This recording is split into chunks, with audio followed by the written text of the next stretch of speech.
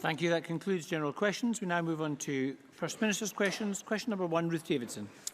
Thank you, Presiding Officer. To ask the First Minister what engagement she has planned for the rest of the day. First Minister. Presiding Officer, today is World AIDS Day, so let me begin by saying that as First Minister I am determined to play my part in ongoing efforts to challenge the stigma and myths associated with HIV. Later today I will have engagements to take forward the Government's programme for Scotland. Ruth Davidson. Thank you. May I associate myself and my party with the statement made by the First Minister regarding World AIDS Day? And ask the First Minister, does she have complete confidence in our education agencies? First Minister. Well, as Ruth Davidson is aware, we are undertaking right now a governance review. So our education agencies, I think, bring real strengths and benefits to Scottish education and to the Curriculum for Excellence. But we're asking right now some fundamental questions about school education and the best way to empower schools to improve. That's why we launched the governance review, which is looking at the roles not just of the main agencies, but also of local government and indeed of the Scottish Government. And it's part of a wider set of reforms that we believe are needed in light of the real and very legitimate concerns that emerged last year from the SSLN findings. We are absolutely determined to raise standards for all and close the attainment gap for our poorest pupils, and the reforms we are undertaking to the roles and functions of the different parts of the school system will be a crucial part in achieving that. The First Minister says that fundamental questions need to be asked about those agencies, and I think it's hard to disagree with that. But she might want to reflect, just for a second, on who's actually been in charge for the last 10 years. Because over the last few days, this Parliament's Education Committee and education experts have begun to shine a light on that record. For example, it emerged yesterday that teachers are swamped with no fewer than 20,000 pages of guidance for Curriculum for Excellence. Parents' groups have pointed out that these documents are, and I quote, totally inaccessible to the average mum or dad. And worst of all, expert evidence has revealed that parents and teachers have no way of knowing if Curriculum for Excellence is even working or not. As Professor Lindsay Patterson put it this week, this failure is a dereliction of duty. Someone has to be held responsible for this failure, First Minister. Who should it be?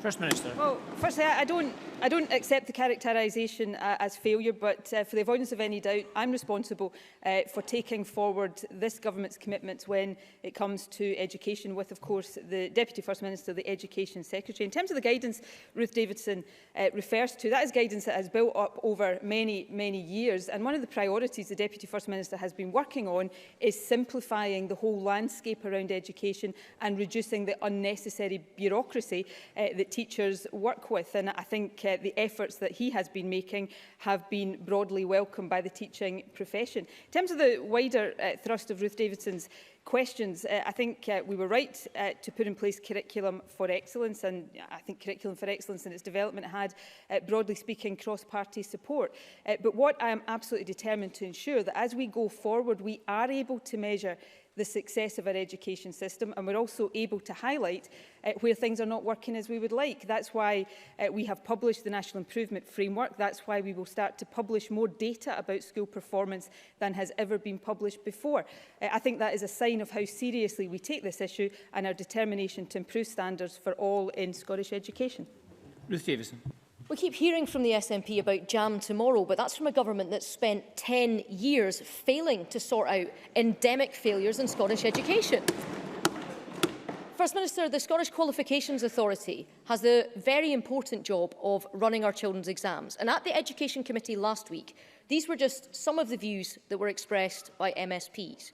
That the SQA exists in a parallel universe, that was Joanne Lamont. That we're in danger of sinking in a sea of jargon, that was Richard Lochhead. The MSPs have seldom come across evidence that is so compelling in its concerns from Liz Smith and Tavish Scott, who ended up asking, please do not scare me anymore. A criticism and a loss of confidence from right across the chamber. Now, I am absolutely sure that SQA staff are attempting to do the very best that they can in pretty trying circumstances. But my question to the government is, how have you allowed this to happen on your watch? First Minister. Well, firstly, Presiding Officer, can I say, and I'm sorry if this disappoints members, I don't think I am prepared to make not scaring Tavish Scott a key priority of Scottish Government policy in education or any other matter. But, you know, Ruth Davidson I think does a disservice to the work that is going on in education. The governance review is intended to take a critical look at the whole governance of Scottish education, not just agencies like Education Scotland and the SQA, but also the role of local government and indeed the role of the Scottish Government. And I would hope all MSPs, those who expressed the views quoted by Ruth Davidson, and indeed every member of this Parliament and interested members of the public would take the opportunity, because there still is an opportunity, to give views to that review. Of course, it closes in the first week of January and the Government will set out its intentions thereafter. And at the heart of this governance review is our commitment to ensure that as much power and responsibility in education lies with teachers in schools, because that's a key part, in our view, of driving the improvement we want to see. So I would have thought this is an opportunity for Ruth Davidson and her party to feed into the governance review. I'm not sure whether they've done so yet, but if they haven't done so, I would encourage them to do so. Ruth Davidson. I hear again the First Minister talking about all of the things that she plans to do in the future. But frankly, we've heard about reviews and commissions and listening exercises before, and the evidence before this Parliament points to a system that is broken. And let's spell out what the consequences are of 10 years of inaction from this government. We have a stubbornly wide attainment gap that's not closing. We have numeracy standards that are falling. We have inspections at a 5-year low. And we have some teachers telling us that the exams that they're currently asking children to sit are the worst that they have ever seen. It is a generation of pupils that have been failed by the SNPs and teachers who are trying their best but are swamped by bureaucracy. So the First Minister talks of a governance review, but it's clear that the issues are far more fundamental than just the area that review tackles. And my question is, how many more pupils have to be failed before we get a root and branch review of everything and all of the changes that we actually need? First Minister. Let me touch on a few of the things that, not surprisingly, Ruth Davidson didn't mention. The fact that over the last few years we've got record exam passes in Scotland, a credit to teachers and our young people. Let's also mention the fact that we've got a record number of young people going into positive destinations in Scotland, a credit to our teachers and to our young people. Let's also mention the fact that, yes, we've got an attainment gap that I've made very clear we are determined to close, but we see signs of that already closing. So these are the positive things about education. It doesn't surprise me that Ruth Davidson wants to talk it down. But as I said in my original answer, we are determined to ask the hard, fundamental questions about how we make Scottish education better. That's why John Swinney has already taken steps to reduce the bureaucracy in our exam system, something that I would have thought Ruth Davidson would have welcomed. It's why we've established the governance review. It's why we're getting on and implementing the National Improvement Framework, so that shortly we will have more information to hold the government and all parts of our education system to account about the performance of schools than we have ever had before. I think these are the steps parents around this country want to see us take, because we are determined that we will have a world-class education system, that we will have rising standards for all, and we will close that gap in attainment.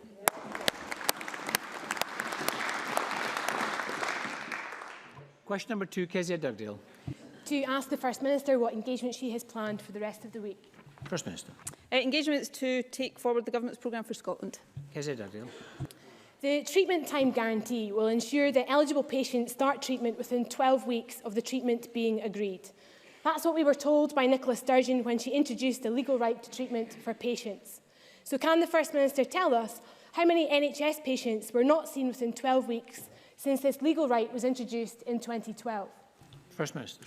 Well, since the legal right was introduced in 2012, there have been 53,257 who have waited longer than 12 weeks, but there have been 1,267,000 treated within 12 weeks. Waiting times are lower than they were when we took office, but we have work to do because of rising demand in our health service, and we'll continue to ensure that our health service has the investment and record numbers of staff so that we can continue to provide the best care and treatment for patients across the country.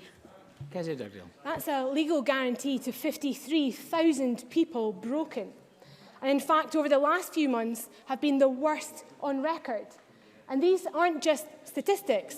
It's pensioners in need of a knee replacement having to wait for months, or people waiting for eye surgery facing delay after delay. And each time I bring an individual case to this chamber, the First Minister promises to deal with it. It would take me centuries to work through each of these 53,000 cases. How bad do things have to get before she steps in to fix this mess? Well, First Minister. Kezia Dugdale talked about records when it came to waiting times. It's worth pointing out that when this government took office, there were only 85% of patients treated within 18 weeks. Not only have we reduced waiting times from 18 weeks to 12 weeks, a higher percentage of patients are now being seen within that shorter waiting time. So that's the progress that we're making. We also see record numbers of staff working in our health service, and we see record levels of investment in our health service. And I know Kezia Dugdale doesn't like me to point out this fact, but there is going to be more investment in our health service under this government than there would have been in the admittedly unlikely event that Labour had won the election, because Labour promised the lowest increase in health funding of any party represented in this chamber. That is the reality. So we have rising demand for our health service. That's why we continue to invest to build up the capacity of our health service, so that we can continue to ensure that more and more patients get seen within these shorter waiting times. Kezia Dugdale. There she goes again, Presiding Officer, bringing up a 10-year-old record of a Labour government and pointing at England. It just doesn't cut it with patience. It doesn't cut it. She likes to remind the chamber, the First Minister likes to remind the chamber that she's going to spend £500 million more over the lifetime of this Parliament. But what she didn't tell us is that Audit Scotland told us last month that she has to cut £500 million out of health budgets in this year alone through their health boards. That is a fact that she cannot avoid. In fact, it sums out the priorities of this government. Whilst Labour Party activists were out campaigning with NHS staff and patients at the weekend to protect the NHS, the SNP were out talking about independence. It's no surprise that the SNP don't want to campaign on the NHS, because here is their record. Local services facing closure, missed targets and a growing workforce crisis. Isn't it the case that under the SNP, the NHS is stuck in the waiting room whilst the First Minister plots a second referendum? First Minister. Well, the reason Kezia Dugdale rightly asked about the performance of this government, and when you're talking about the performance of this government, it is perfectly reasonable to look at the situation we inherited and the progress that has been made since. Now, Kezia Dugdale wants to quote Audit Scotland. Here's what Audit Scotland said in its recent report. Overall staff levels are at the highest level ever in NHS Scotland. Now, when we took office, as I said, 85% of patients in Scotland, this is Q1 2007, 85% of patients, inpatients and day cases were being seen within 18 weeks at that time.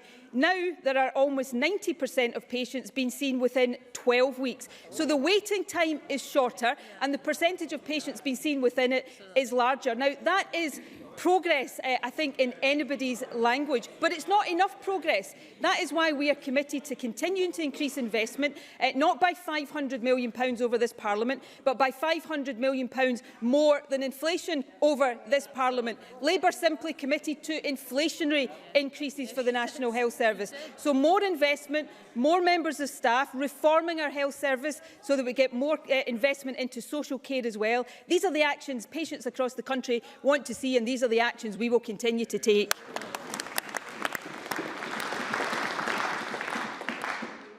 Just one constituency supplementary this week from Jackie Bailey. On Monday evening, over 200 people attended a public meeting to express their opposition to the proposed closure of the Vale of Leven maternity unit. One of those attending said, and I quote, "If the Cabinet Secretary for Health is not doing her job, then I am going to tell her and hold her to account. She has said she is committed to the Vale. The problem is that we've got to make sure she sticks to that." Those were the words of the SNP group leader on Western Bartonshire Council. Does the First Minister agree with him? And will she make sure that the Cabinet Secretary for Health sticks to the vision for the Vale?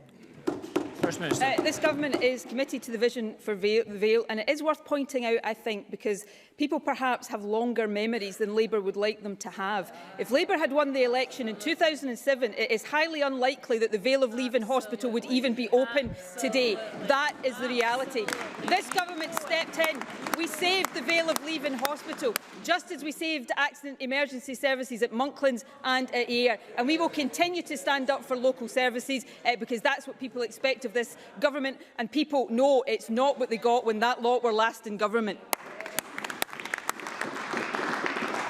Question number 3, Willie Rennie. To ask the First Minister what issues have we discussed at the next meeting of the Cabinet. First Minister. Matters of importance to the people of Scotland. Even though her Chancellor is in Scotland today to talk about Brexit with the First Minister, Ruth Davidson is obviously too embarrassed to raise it in here. In June, Ruth Davidson said her priority was the EU single market. But this week, her 5 tests on Brexit adopt the language of Nigel Farage about rekindling trade with the British Empire instead. It is clear they will sign up to anything on Brexit, no matter how bad the deal. It is a blank cheque Brexit. The Scottish Conservatives may have given up, but we have not. When the First Minister meets the Chancellor today, will she make the case for a UK-wide Brexit deal referendum so that the public can have a say on the final Brexit deal? First Minister. Well, firstly, it's nice, I have to say, to hear Willie Rennie talk about the benefits of referendums for a change in this chamber. But can I say, firstly, I agree with the broad thrust of Willie Rennie's question. Firstly, increasingly, it's very difficult to distinguish between the Conservatives and UKIP. And anybody in any doubt about that need only look this morning at what are reported to have been Theresa May's views on denying education to children living here from certain other countries in certain circumstances. But on the question of the single market, I am absolutely consistent in this. I think the UK should stay in the single market. I don't believe there is any mandate or any justification, economic, social, cultural justification for taking the UK out of the single market. I will make that point to Philip Hammond this afternoon, as I have made that point to the Prime Minister and to others in the UK Government, and I hope everybody in this chamber will get behind that position of the Scottish Government. Willie Rennie. If I can gently say, she didn't quite answer my question. Momentum is building for this Brexit deal referendum. So I hope in time that she will come to support it. I am interested in what else she might have to say to the Chancellor. Look at what we are facing. NHS boards are contending with unprecedented budget cuts. Councils are facing a £500 million funding crisis. No doubt she will bitterly complain to the Chancellor about that, and so she should. But I want to know what else she is going to do herself, because this week she gained new income tax powers. I have a plan for a transformational investment of £500 million for education, with a modest penny on income tax. Will the First Minister join me, or will she just bitterly point the finger at the Conservatives? First Minister. Well,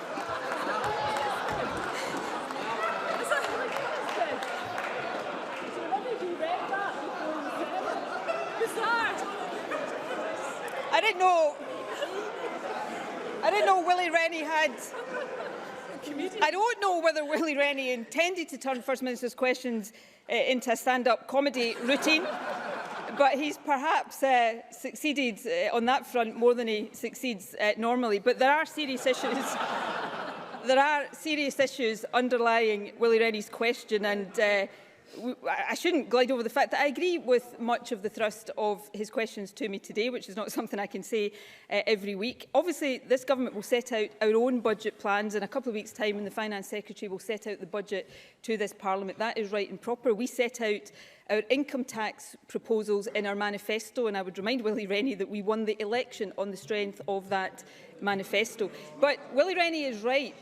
I will say very clearly to Philip Hammond this afternoon. And again, I hope Willie Rennie and the Labour MSPs, and I'm pretty sure the Greens will back me on this, that it is not acceptable that the Scottish Government's budget will be reduced by £2.9 billion, 9% in real terms, by the end of this decade compared to when the Conservatives took office. So I would hope that, with the exception of the Conservatives, everybody in this chamber would get behind me on that message. We were promised, were we not, in the EU referendum, that our Leave vote would deliver £350 million a week extra for the National Health Service. We heard from Philip Hammond last week, not one single extra penny for the NHS or for social care. It was absolutely disgraceful. All we heard were more cuts, and extra borrowing, and a bleak outlook for living standards and the economy. That's the price of Tory government at Westminster.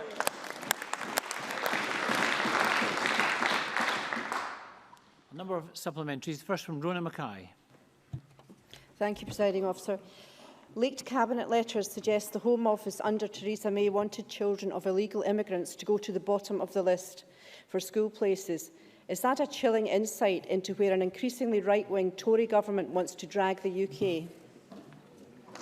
First Minister. Unfortunately, I think it is. I mean, I take a very simple view of this. I know there are debates around immigration, and some of those debates are legitimate issues that we've got to engage with. But the simple view I think all of us should take on this is children are children. And when children are in this country, we should support them and we should ensure that they get an access to education. And I would hope that is something everybody would agree with on basic grounds of morality and human rights. Graham Simpson. Over the past 6 years, Scottish Government funding for councils has fallen by 8.4% in real terms. And that is a choice that this government has made. Can the First Minister assure us that that trend will be reversed when the draft budget is published later this month? First Minister.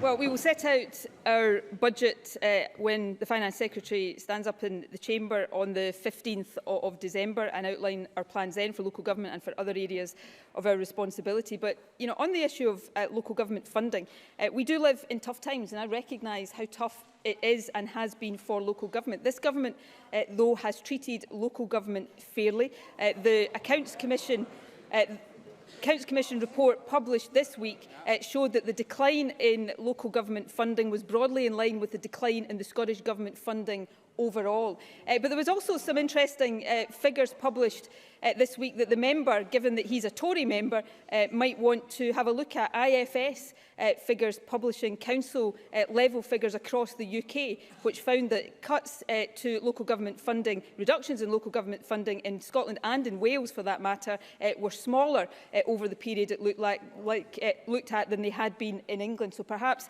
the member should have a word with his own colleagues before he stands up in this chamber and talks to this government about it, when it's the cuts from his party to this government that's causing so many of the problems.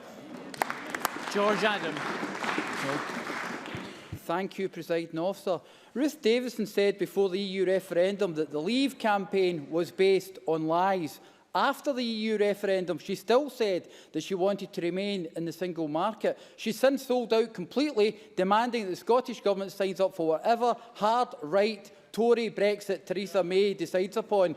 How will the First Minister ensure Scotland is protected from the dishonest interests of Ruth Davidson's Tory party? First Minister. Well, I think Ruth Davidson's shifting position on these matters shows that she's more interested in standing up for the Brexiteers and the Tory party than she is in standing up for Scotland's interests. It's only 2 years ago, remember, that Ruth Davidson said voting no would protect our place in Europe. Then she said a few months ago that she wanted Scotland and the UK to stay in the European Union. After the referendum, she said she wanted Scotland to stay in the single market. Now she's sold out on that as well. I think what we are learning over this period is that Ruth Davidson's position on these things, as it is no doubt the case on many other things, is exactly what our bosses in London tell her that our position should be.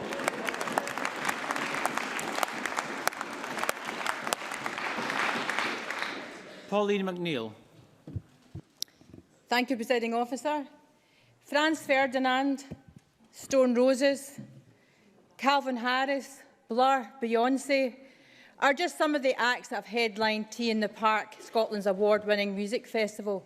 Sadly, will not be a feature of this summer's live music programme. Will the First Minister join with me and recognise the huge contribution that DF Concerts, headed by Jeff Ellis, has made to Scotland's vibrant live music scene, not to mention the Scottish economy?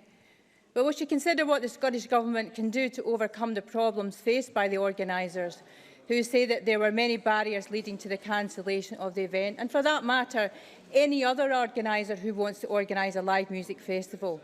Scotland should maintain its track record in being a world-leading location for live music festivals. I hope she agrees. First Minister.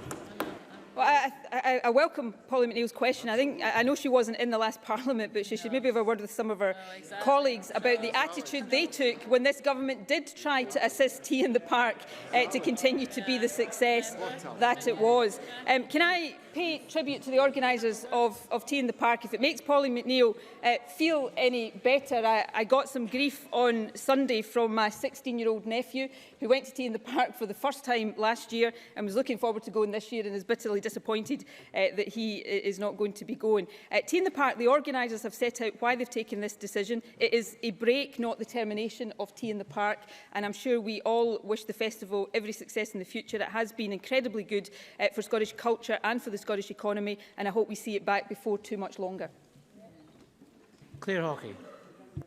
Does the First Minister share my concerns on comments this week from Defence Secretary Michael Fallon that UK shipbuilding needs rebalancing, suggesting a risk to jobs in Scotland? What representations will the Scottish Government be making to the MOD to ensure they keep promises made to workers on the Clyde? First Minister. Well, we will continue to argue the case for Scottish shipbuilding. The Clyde Yards, and I know this from my past constituency experience, are the best place in the whole of the UK to build ships. They have an expert and dedicated workforce as well as world-class facilities. We have seen the promises that were made to our shipyards in the independence referendum, of course, watered down since then. So I think the member is absolutely right to say that we can't take for granted that the UK Government will look after the interests of our shipyards. We're going to have to continue to make the case, and this Government certainly will do that. And Alec Rowley.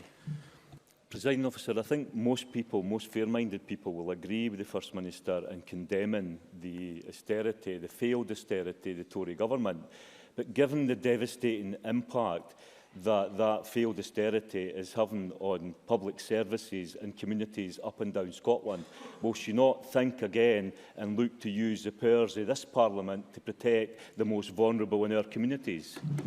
First Minister. We will use the powers of this Parliament to protect public services and the most vulnerable in our communities. That's why, for example, we will take a different position to the Tory Government at Westminster over a tax cut for the 10% highest earners in the country. We do not think that is the right use of resources at this time. But we also have to, I think, be mindful of the squeeze on people's living standards. We saw a report last week that we're about to see the longest period of wage stagnation in this country since the Second World War.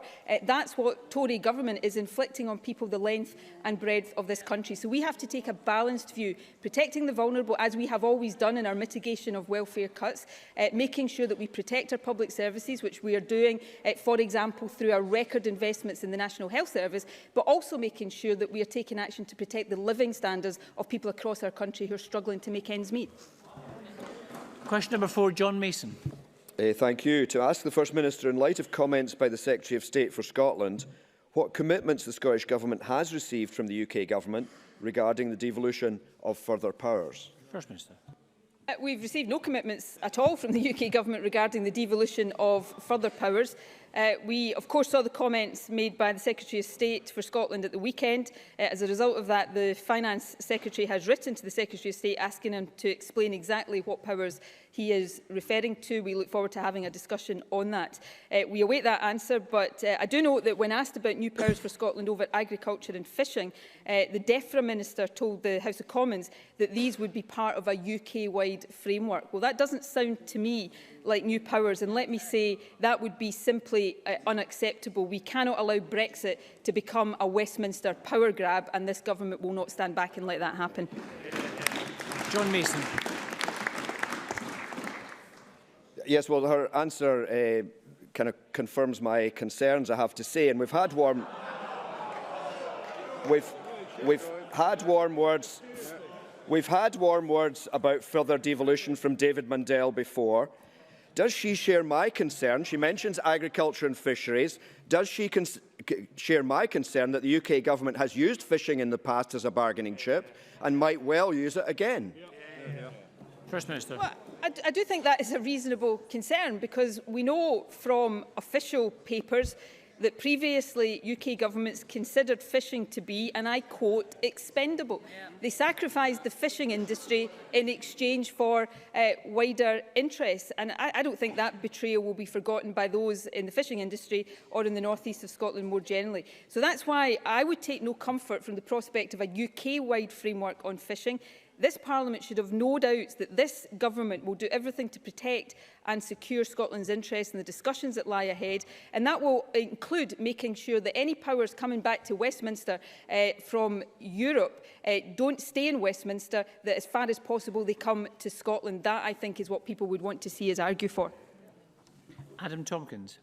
Thank you. The First Minister mentioned agriculture a few moments ago, and given the fiasco of the SNP's mismanagement of CAP payments in Scotland, there are many of us who worry about agriculture falling under the SNP's responsibility. But why would the First Minister prefer Scottish farming to be run by Brussels and not by this Parliament? First Minister. Well, agriculture, of course, is within this government's responsibilities. And I think what I heard from Adam Tompkins there was exactly what John Mason was expressing concern over. I think we're hearing the ground being prepared for that Westminster power grab that I spoke about. So if there are powers coming back from Brussels to the UK, then in areas of devolved competence, they shouldn't stop at Westminster. They should come direct to this government. And I would hope nobody in this Parliament would argue for anything different. Mike Rumbles. As we know, First Minister, agriculture is already fully devolved to the Scottish Government. Although Common Agricultural Policy farm payments worth hundreds of millions of pounds will be paid to Scottish farmers through to 2020, once this ends, we should be free to design our own system of farm payments. Will the Scottish Government, as I've been asking them to for a long time now, set up a specialist group now to design options that we want to see how our funding should be spent in Scotland post-2020? First Minister. Well, we will consider all options, and we will talk to stakeholders in the agriculture industry and indeed in other industries affected by the Brexit vote. And we have given commitments to our farming community in terms of CAP payments over the next few years. But, you know, there is a pretty fundamental question here that I think we have to settle first, and I really hope we have the support of Mike Rumbles and the Liberal Democrats, because we don't even have a commitment that Scotland's share of that funding will come to Scotland. So let's do these things in good order. And as we fight these battles, because I fear some of them will be quite tough battles, then I hope we will have the support of everybody across this chamber, including the Conservatives, because it will not, I'll repeat this, it will not be acceptable for powers to be taken away from this Parliament or funding that should lie with this Parliament to not be given to this Parliament, and everybody in this chamber should resist those possibilities. Question number 5, Liz Smith. To ask the First Minister what the Scottish Government's position is on the ability of the education agencies to deliver the curriculum for excellence. First Minister. Well, as I said earlier on, our education agencies bring strengths and benefits to education and also to the curriculum for excellence. But as I said in response to Ruth Davidson, we are asking some hard fundamental questions about school education and the best way to empower schools to improve. That's why we launched the governance review, which will look at the roles and responsibilities of these agencies and of local government and of the Scottish Government. That's the right way forward, and it's a key part of our efforts to raise attainment for all and to close the attainment gap. Liz Smith. First Minister, at the Education Committee both last week and this week, there was an admission from SQA and from Education Scotland that significant issues have arisen about subject choice in S4, S5 and S6, with many parents and teachers expressing a concern that there's been a narrowing of the subject choice because of the structure of the curriculum for excellence. And that's a comment that John Swinney acknowledged in a parliamentary answer that he gave on the 9th of June. So can I ask, what is the First Minister doing to address this concern, given the very serious implications for college, university and job applications?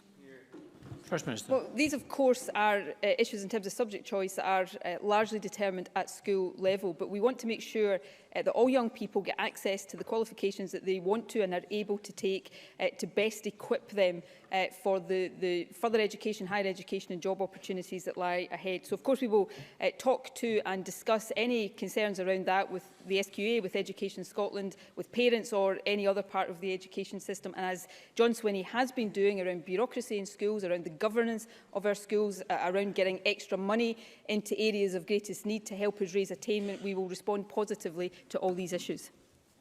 Jenny Gilruth. Thank you, Presiding Officer. While the Governance Review sets out to empower local communities and schools, as you have outlined, First Minister, thereby creating a clear national framework, it also sets out proposals to strengthen the middle. What role is envisaged for local authorities in doing so? First Minister. Well, the OECD review that was published around about this time last year, I think, recommended that strengthening of the middle, that tier of education governance that lies between national government and schools. And that means, amongst other things, considering the role of local authorities and agencies in leading and supporting improvement, exactly what we've been talking about today. I agree with the OECD that increased collaboration and greater leadership in that middle tier is essential to support our ambition of raising standards and closing the attainment gap. And that's exactly why the Governance Review has included the question of how, for example, school clusters should operate and how councils can collaborate regionally to improve school performance and education. So these are all live issues being looked at under the Governance Review, and I will repeat what I said earlier on. I would hope all members with an interest in this area of policy contribute to that review because the Government looks forward to taking its findings forward early in the new year. Ian Gray. Thank you, Presiding Officer. The First Minister has repeatedly prayed in aid today the Scottish Government Schools Governance Review. But that Governance Review is about centralising control of schools and their budgets away from local authorities. Can she explain then how that will address the problem of the dysfunctionality of the SQA and of Education Scotland laid bare in committee this week? This is one of the really depressing things about these debates. You know, we have a consensus, I think, albeit we might have disagreements about how to do things. We have a consensus that we need to see reform in our education system to tackle some of these problems and drive up standards. We've published a governance review to have an open, honest, fundamental look at our school governance. And at the heart of that review is a presumption. I think it's on the first page. I think it might even be in the Deputy First Minister's forward that whole review is being taken forward on the basis of a presumption that roles and responsibilities lie at individual school level. It's about the opposite of centralisation. It's about decentralising power down to individual schools. So I recognise this is a priority area, not just for the government, but for parties across this chamber. But let's have a grown-up debate. Let's not just immediately indulge in default opposition and sloganeering around this. Let's have a grown-up debate about how to take our schools and our education system forward.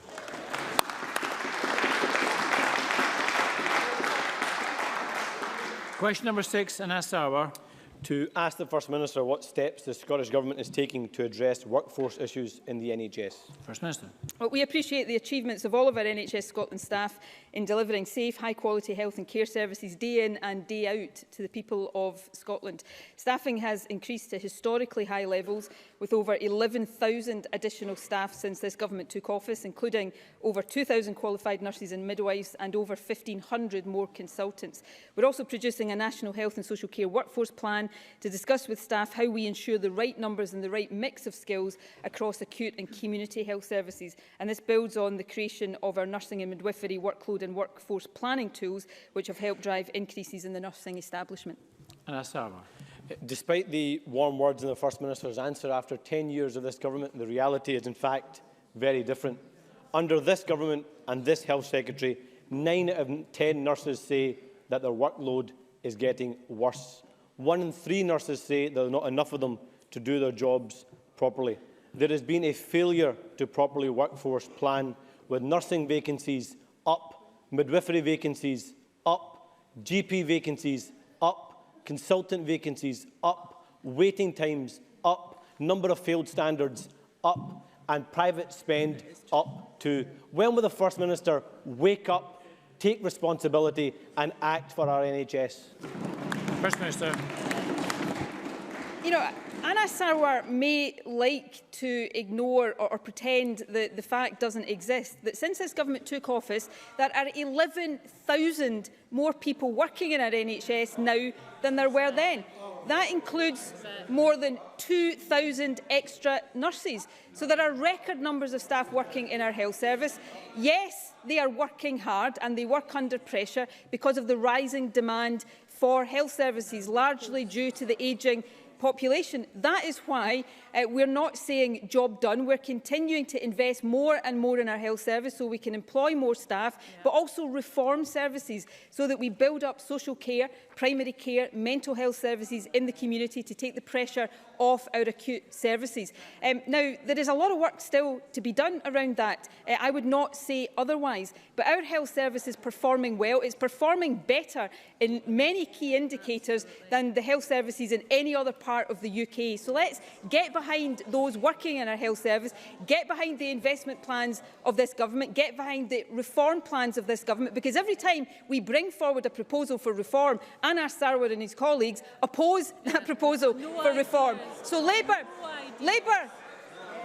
have got no ideas, the lowest level of funding promised of all parties, completely bereft of any positive contribution to make to this debate. As long as that remains the case, we'll get on with doing the hard work for Scotland's patients. Question number 7, Emma Harper. Thank you, Presiding Officer. To ask the First Minister whether she will provide an update following her visit to Dublin. First Minister. The purpose of the visit to Dublin was to build on the already strong economic, cultural and political links that exist between Scotland and Ireland. Following a meeting with the Taoiseach Enda Kenny at the British Irish Council last week, I met in Dublin with the President of Ireland, the Deputy Prime Minister and the Minister for Foreign Affairs to discuss continued cooperation on a range of issues. I also engaged with over 120 Irish-based chief executives, business chief executives, at an event hosted by Ireland's National Business Confederation to stress that Scotland remains open for business and will continue to be an attractive place to invest. Finally, I had the privilege of addressing the Seanad, the upper house of the Irish Parliament, to stress again the close links between Scotland and Ireland that I hope we will see flourish in the years to come. Emma Harper. I thank the First Minister for that answer. Despite the howls of horror from Murdo Fraser and other Tories that Scotland would dare to engage directly with another country on matters of mutual interest, isn't it the case that closer Scottish-Irish cooperation could create significant opportunities for both nations? And isn't it clear that other EU countries increasingly want to engage with an internationalist Scottish government as the UK's government's focus becomes more narrow and isolationist? First Minister. Well, yes. You know, most of the people I spoke to in Ireland at the start of the week are horrified at the direction that the UK government is taking. And we've got to remember that the Brexit vote didn't just disregard the interests and the views of people in Scotland, it also completely disregarded the implications of Brexit for the Irish peace process and the Good Friday Agreement. And these are very real issues of real concern to the people of Ireland that they are now faced with having to work through in order to deal with the negligence and the recklessness of a Tory government that wasn't interested in these issues during the referendum campaign. And I think it is important that whether it's in Ireland or any other part of the European Union, we do give a message on Scotland's behalf that Scotland is open and internationalist and outward-looking, that we want to work with other independent countries for the common good, because right now the Westminster government is giving the complete opposite message to that, which is why it is more important than it has ever been that we take Scotland's message to Europe and to the world. Lewis MacDonald. Thank you very much. For the avoidance of doubt, can the First Minister tell us if she had any formal discussions on Brexit with the Irish Government in Dublin this week? First Minister. can say that Brexit featured in pretty much every single discussion that I had, government-wise, politician-wise, economy-wise, in every other sense. The Irish government, like other European governments, is not formally negotiating with the UK or any part of the UK before the triggering of Article 50. That is a position that is well known, or certainly should be well known. But it is important, and this was recognised in Ireland as it has been recognised in other countries that we've been speaking to. It's important that Scotland's position is understood, that there is an awareness of the fact that in the UK we are not all right-wing Brexiteers like the Conservative government, that there are people who want to continue to build relationships and to work cooperatively with other countries across Europe. So I will be proud to continue to send that message across Europe, and I hope that even if we don't get support from the Tories on that, we would get support from the Labour benches as we do so. Thank you. That concludes First Minister's questions. We'll now move on to members' business. I'd ask members, in the name of Ash Denham, I'd ask members to leave quietly as possible, and we'll take a few moments just to change seats.